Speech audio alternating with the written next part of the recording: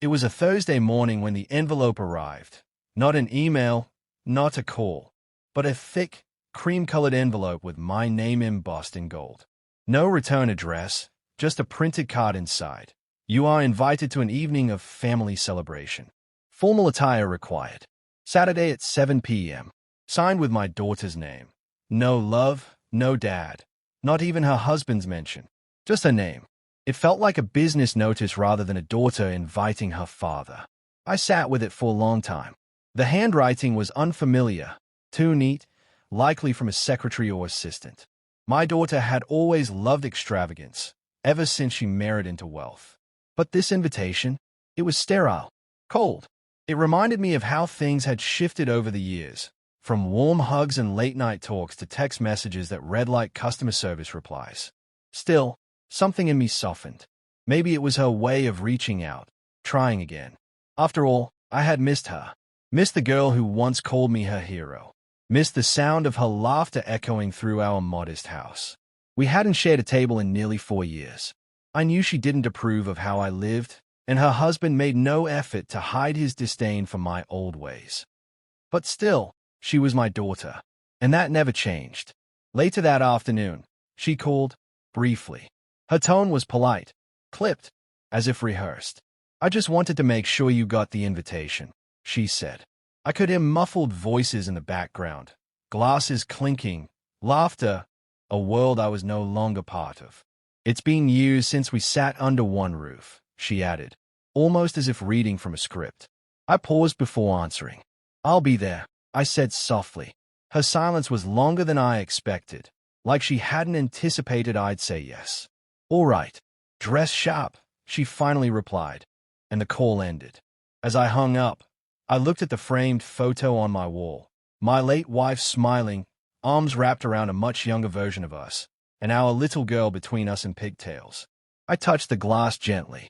If nothing else, I'd show up for that little girl. Even if the woman she'd become no longer saw me as the man who once carried her on his shoulders just to see fireworks light up the sky. The valet barely looked at me as he opened the door to my modest sedan, his eyes already scanning the line of luxury cars behind me. I adjusted my tie in the reflection of the hotel's glass doors, suddenly feeling underdressed despite wearing my best suit. The lobby was a marble palace, echoing with soft piano music and clinking champagne glasses. Gold-trimmed signs pointed toward the ballroom. Family celebration. The Wrights. The Wrights. Not my daughter's first name. Not our family name. Just his. I stepped in, and it was like entering a different world. Crystal chandeliers sparkled above carefully dressed guests sipping cocktails and laughing in little groups. I searched the room for a familiar face. My daughter stood near the center, radiant in an emerald gown. Her husband, tall and perfectly polished, spotted me first. He approached with a smile that never quite reached his eyes. "Glad you made it," he said, tone smooth but hollow. He extended his hand like we were strangers doing business. My daughter followed, her hug brief, barely a touch. "You look nice," she said, eyes flicking over my outfit as if assessing for flaws. "Come, let's get you seated." She didn't introduce me to anyone, didn't guide me around. She led me straight to the long banquet table stretching across the room and pointed to the very last chair at the farthest end. "Here's your seat," she said, before gliding back toward the center of the crowd. I sat quietly. Around me, conversations flowed, but none to me. Laughter erupted in pockets, and not once did anyone glance in my direction. I was part of the scenery, a prop in the backdrop of their curated evening. As I sat there, the memories crept in like fog. Me, clocking into the night shift at the factory, delivering newspapers at dawn, scrubbing restaurant kitchens on weekends. Also, she could have braces, ballet lessons, and school trips her classmates boasted about. I remembered patching her shoes in secret, so she'd never know how tight things really were. And now, here I was, forgotten, an afterthought at the far end of a table I helped make possible. A waiter passed by, pouring wine. He looked surprised to see me seated there, quickly filling my glass out of obligation. I nodded politely. He moved on. All around me were people dressed in silk and confidence. But no one saw the man who had given up sleep for years just so his daughter could dream bigger. I wasn't angry. Not yet. But in that moment, I understood something deep and bitter. I was no longer the father in her story. Just a footnote. A silver spoon clinked against crystal, and the murmurs quieted. Her husband stood confidently, raising his glass with a grin that screamed performance. The room turned toward him like flowers to the sun. Cameras lifted. Smiles froze into polished perfection. I just want to thank everyone for being here tonight, he began, his voice effortlessly smooth. It's not every day we get to celebrate how far we've come as a family. From humble beginnings to, well, this. A soft wave of laughter. He continued, they used to say we wouldn't make it, that we were dreaming too big, that our vision wasn't practical. He paused theatrically, eyes sweeping the room. But here we are, proving them wrong. Another round of polite claps. I took a sip of water, eyes fixed on the embroidered tablecloth. He kept going. Sometimes it's hard for certain people to let go of the past. You know, those old-fashioned types, always talking about how hard work means breaking your back, not building your mind. His voice dropped into faux compassion. They mean well, but they never built anything real. This time, the laughter wasn't polite. It was hearty, deliberate. My daughter leaned in toward a group of well-dressed women and added, loud enough for me to hear, Dad used to say, I'll carry bricks if I have to. Guess he meant that literally. They laughed louder. Her voice had a new sharpness, polished cruelty in a silk dress. My hands tightened under the table. To them, it was just a joke, an evening anecdote. But I remembered. I remembered every brick, every callus. Every night I walked home in worn-out boots with grease on my hands, just to make sure her dreams didn't wear holes like my socks did. I didn't flinch, didn't raise my voice, didn't even look up. I just smiled softly and reached for a bread roll, because this was a setup, a stage crafted not for celebration, but for exclusion. Full mockery, wrapped in gold ribbon and sparkling champagne. They weren't honoring family tonight. They were erasing it. As they raised their glasses to toast their journey, I sat alone in the shadow of everything I had given. I looked around the room, not at the chandeliers or the flower walls, but at the people. Not a single one of them knew who I really was. But they would. Soon. The toast continued, one after another, each dripping with self-congratulation and quiet mockery disguised as refinement. Her husband dominated the evening like he always did, his words dancing between compliments and concealed jabs.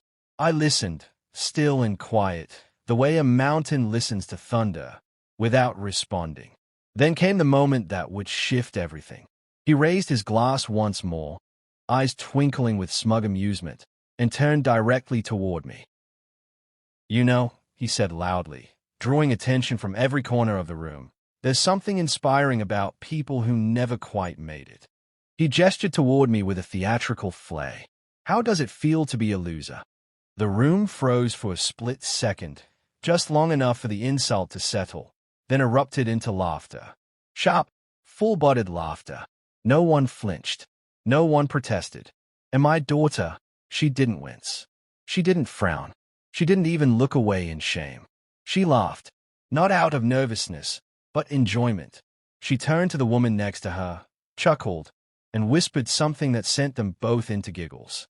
My heart didn't break. It simply recoiled, like it had just been touched with something freezing. The sound of their laughter wasn't just noise. It was memory erasure.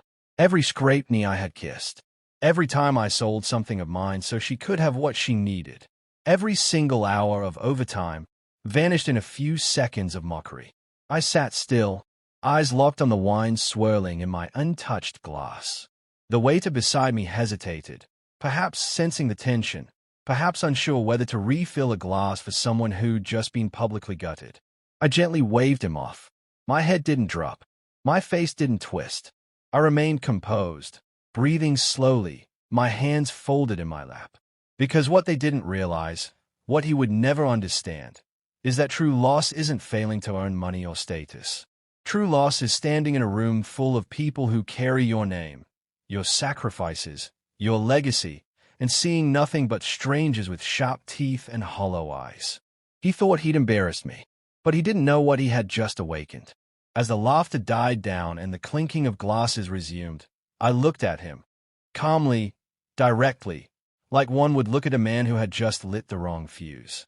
And I smiled. It wasn't a smile of surrender. It was a smile of clarity.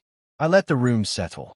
Their laughter had faded, leaving a low hum of murmurs and glasses touching plates. But there was still a smugness in the air, thick and heavy, like cheap perfume at an expensive table. I reached for my glass of water, lifted it with steady hands, and took a slow sip. The kind of sip one takes when nothing is rushed, when the timing is more important than the taste. Then I set the glass down, wiped my mouth with a cloth napkin, folded it neatly, and placed it beside my plate. The smile on my face hadn't wavered. I looked directly at him, my daughter's husband, the man who thought he could dress cruelty in a tuxedo, and said, evenly, clearly, "How does it feel to know that this loser will no longer pay your bills?" The room went still. No wine poured. No forks clinked. No whispers. Just silence, sudden and absolute. You could hear the air change. His smile faltered. My daughter's expression stiffened. I rose slowly from my chair, shoulders relaxed, voice quiet but firm. "You see," I said, scanning the room of once laughing faces, "the house you live in was mine. The business that pays for your vision was mine. The trust fund your vacations drain was created by me. Every thread of this celebration, every drop of champagne, every square inch of this performance was financed by the very man you just called a loser." Their eyes followed me now, not with pity, with faith. I stepped away from the table, buttoning my coat. "I changed the locks last week," I said. "Not metaphorically. Legally." I turned to my daughter. Her mouth parted slightly, but no words came out. "Your access has been revoked. The trust, frozen. Business shares, transferred back to my name. The cards will stop working by morning." I gave a final nod. "Consider it unavailable." And with that, I turned and walked toward the exit. My footsteps were quiet, but in that silence, they were thunder. Nobody followed. Nobody stopped me. Because in that moment, the loser they had mocked wasn't the one losing anything. They were, and they knew it. She was only 7 when her mother died. Too young to understand the permanence of absence. Too old not to feel the hollow space it left behind. I remember holding her in my arms the night of the funeral, her tiny hands gripping my shirt, her tears soaking through. "Don't leave too," she whispered, over and over. That night, I made her a promise. I'd never let her feel alone again. And for years, I kept it. I became everything: mother, father, protector, provider. I worked 3 jobs, sometimes 4. Morning shifts at the bakery, evenings at the auto shop, night shifts mopping floors in the office towers downtown. I rarely slept. I rarely ate properly. But every time I saw her smile when she opened a birthday gift she never expected, every time she skipped into school wearing shoes I quietly mended at night, I knew it was worth it. She grew up thinking the world was warm and kind. And I wanted that for her. I wanted her to never know the weight of poverty, the ache of sacrifice. I hid it all behind calm smiles and neatly packed lunches. As she got older, I started a small business, welding and metalworks. It did well. I invested wisely, lived frugally. By the time she was in university, I had a decent savings, 2 rental properties, and a trust fund building slowly. I put everything in her name. Every account, every asset, every plan. Not because I had to, but because I trusted her. She was my only child, my legacy, my everything. And then, she met him, a man with polished shoes and expensive words. He swept her into a world of parties, networking, high-rise ambitions. At first, I tried to understand. I wore suits that didn't fit, smiled at conversations I didn't understand. But the distance between us grew, quietly, but constantly. Phone calls became formal. Visits stopped. Decisions about the family business were made without me. When I questioned it, she'd say, "It's just easier this way. Dad, you wouldn't really get it." The first time I found out she transferred money without telling me, I brushed it off as oversight. The second time, I began quietly reversing things. Not out of revenge, out of self-respect. I moved the assets back, reclaimed control, updated the trust with new terms she never read. She never asked, because she believed I'd always be there, wallet open, heart forgiving. Until now. Now, in a ballroom filled with strangers wearing our name like a trophy, I was no longer the man who wiped her tears or mended her shoes. I was just the man she laughed at. But that man still remembered everything. They thought I was just sitting quietly over the years, thought I had become soft with age, that I'd keep funding their lives no matter how far they pushed me out of it. But what they didn't know, what they never cared to ask, was that I was watching, listening, preparing. It started small. The first time I noticed missing funds from the joint account, I didn't say a word. I simply opened a private one in my name. The day I discovered they refinanced one of the rental properties without telling me, I met with my lawyer and drafted transfer documents to quietly move all assets back into my personal ownership. They were so busy showing off their success, they didn't notice what I was undoing behind the scenes. I met with a financial advisor, reconstructed the trust fund, placed a protection clause deep in the contract, buried beneath generic legal language. One line, small but powerful. Any public act of disrespect by a named beneficiary toward the grantor shall result in immediate forfeiture of all access and benefits, to be executed without warning or appeal. They signed it without reading. Too confident. Too arrogant. I sold one of the properties last year and moved the money offshore under a different name. Bought another under a silent partner agreement. Diversified my investments and set strict access permissions. Credit lines once shared were closed. Authorizations revoked. Gradually, quietly, legally. They thought I was financing their vacations. I was financing my own freedom. I let them laugh. Let them believe they were outgrowing me. That I was just a sentimental relic too stubborn to leave the past. But I was building something far more valuable than wealth. I was building a boundary. Tonight, when he stood in front of that crowd and called me a loser, when my daughter laughed like I was some discarded joke, he activated the clause. Those very words, spoken in a public setting, surrounded by witnesses, with visible humiliation, that was the trigger. My lawyer, watching via livestream, already filed the documents. The accounts would freeze before midnight. Business shares would transfer by morning. The trust fund dissolved irrevocably. No appeal. No loophole. Everything they built on my back was already collapsing while they were still sipping wine. They set the stage thinking they were kings. But I wrote the script, and tonight was their final scene. The morning after the dinner, the first domino fell at 8:03 a.m. Her husband stood at the coffee shop, sunglasses perched on his forehead, swiping his platinum card with casual arrogance. Declined. He laughed awkwardly. Tried another. Declined again. The barista tilted her head with polite confusion.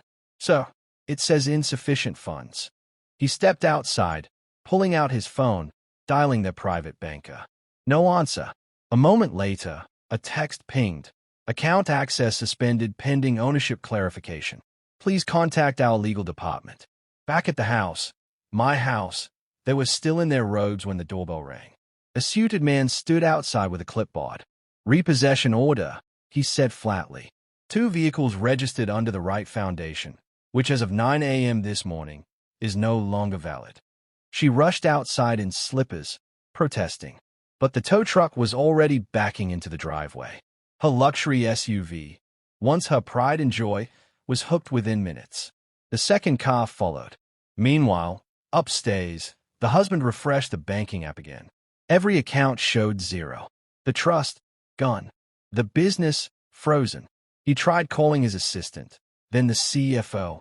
One by one, their numbers went to voicemail. Panic began to set in. At 10:15 a.m., the mortgage company called. There's been a change in ownership documentation. You are no longer listed as a primary party on the deed. We'll need to confirm new terms or vacate within 30 days. They didn't understand. Not yet.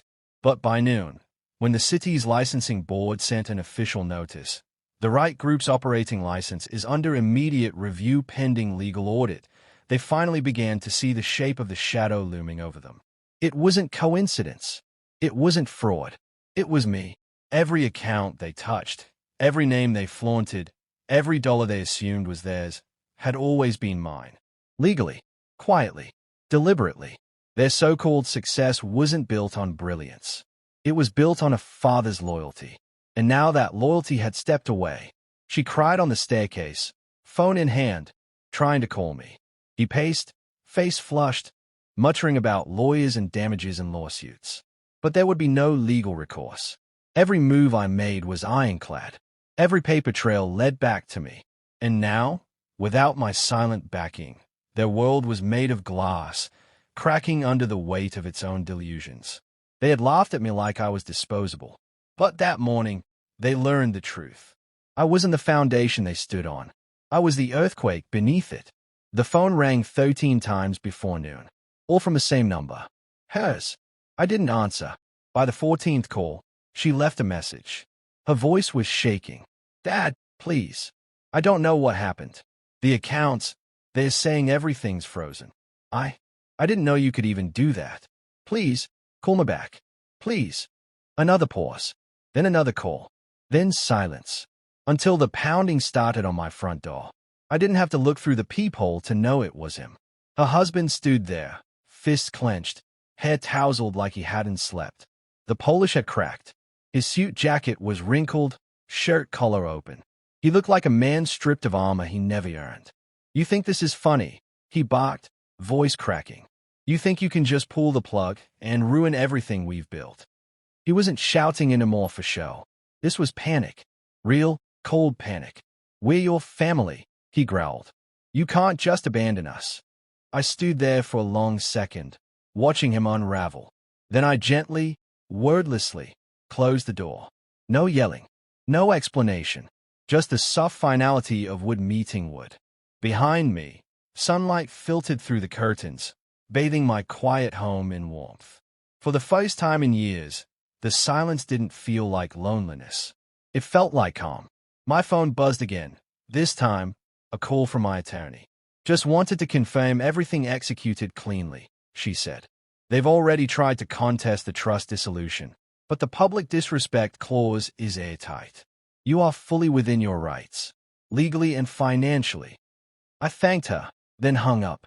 I walked to the kitchen, made myself a cup of tea, sat in my armchair, just watching the steam rise. No TV, no news, just quiet. My daughter hadn't called in weeks before that dinner. No birthday card last year, not even a photo. But now that the current had shifted, the phone wouldn't stop ringing. Now, I was visible again, not as a father, as a resource. But that door had closed. Literally, legally, emotionally. She wasn't crying because she lost her father. She was crying because she lost the benefits of forgetting he was one. And me? I wasn't angry. I wasn't bitter. For the first time in years, I wasn't anything they needed me to be. I was just at peace. The evening was quiet. No calls now. No knocking. Just the distant hum of traffic and the occasional gust of wind brushing the curtains. I sat at my desk, oak, old, the kind with grooves carved by time, and pulled out a sheet of parchment paper I'd been saving. The kind you don't waste on shopping lists or reminders. The kind meant for something final. I reached for the fountain pen I hadn't used in years. The one she gave me on Father's Day when she was 13. So you can write your story someday, she'd said back then. Tonight, I was writing hers. My hand was steady as I wrote. My dearest daughter, this letter isn't meant to hurt you. It's meant to be heard. I stayed quiet for a long time. When you stopped calling. When you shifted from Dad to David. When your visits became performances and your words became rehearsals. I accepted the distance. I told myself it was adulthood, that you were just busy building a life. But it wasn't that. You stopped seeing me as your father. You started seeing me as a wallet, an obligation, a stepping stone dressed as a doormat. You used my love as leverage, cashed in on trust while ridiculing the man who gave it. You laughed with others while I stayed silent. But silence is not weakness. It's patience. And sometimes, patience turns into power. You asked me, without words, to disappear from the picture unless I was signing a check. Now you'll know what it means when that silence you ignored becomes the answer. I don't do this to punish you. I do it to free myself. And maybe, in time, to free you from the illusion that you could mock the roots while still living off the fruit. My love for you was unconditional. My support was not. I hope you find your way, truly. But this chapter ends here. Dad, I folded it once, clean and even, slipped it into an envelope and sealed it with wax. No name on the outside, just the truth waiting inside. That night, under the pale glow of a crescent moon, I drove to their now-rented apartment. No cameras, no confrontation, just me in a quiet hallway. I slid the envelope under the door and walked away, not because I wanted to disappear, but because I had finally arrived at the edge of enough. Autumn came slowly, draping the trees in faded gold and quiet regret. Months passed since that night, since the ballroom, since the silence, since the letter I left like a final truth pressed between pages. I didn't hear from her again, not for a long time, but I saw the ripple. The mansion was listed within 3 weeks. Their business filings vanished from public directories not long after. The charity gala announcement stopped. The smiling photos with designer backdrops disappeared from her social pages, like someone had pulled the curtain back and swept the stage clean. A friend from town mentioned seeing her at the community office, filling out job applications. She had never worked a day in her life. Not once. But now, necessity had replaced entitlement. The golden life she had wrapped around herself like a gown had unraveled thread by thread, and all that remained was the quiet shape of reality. They moved into a 2-bedroom apartment near the freeway. No more private driveways. No more garden fountains. Just the sound of car horns and neighbors arguing through thin walls. Their friends, if you could call them that, vanished like mist. Nobody shows up for a party where there's nothing left to pour. Influence is a currency that dries up fast. I didn't gloat. I didn't spy. I simply lived. Peacefully. Quietly. Free. Until one Saturday morning, a knock tapped gently at my door. When I opened it, there she stood. No makeup. No luxury bag. Just jeans and a wrinkled blouse. Her eyes, once bright with pride, now carried something else, something softer. Her lips parted, but no words came at first. Just a tremble. I stepped aside.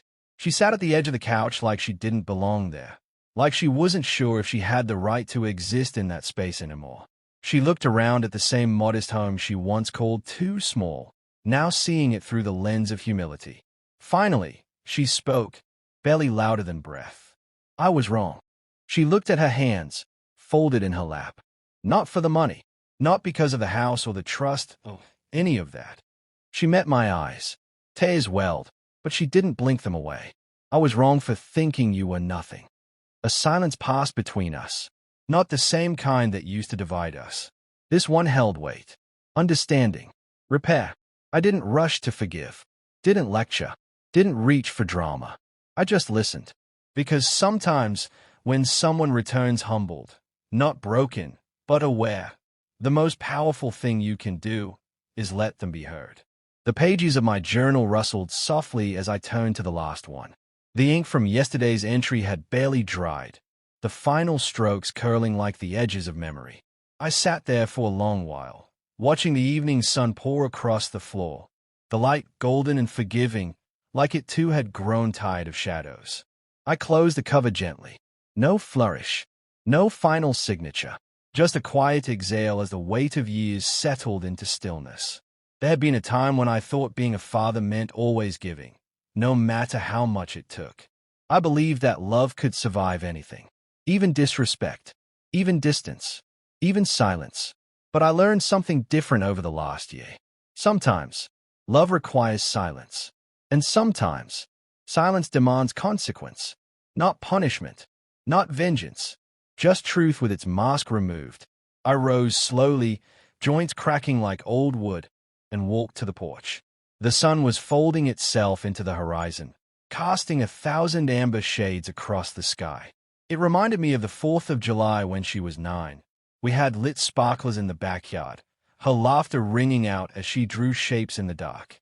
Back then, everything felt endless. Now, things were quieter. But quieter didn't mean empty. There was peace here. Not because things had returned to what they once were. They hadn't. They wouldn't. but because I had finally stepped out from behind the curtain of being needed into the light of simply being myself. She visits sometimes now. Not often, but when she does, it's different. There's no performance, no cameras, just tea, silence, and a daughter trying to rebuild without asking for the keys. It's not perfect, but it's honest, and I'll take honesty over illusion any day. I sat down in my old wooden chair, the one that creaks at the joints like it remembers every conversation I've ever had with it. I watched the sun disappear, slowly, kindly, not out of bitterness, but release. And as the last rays of light slipped away, I smiled to myself.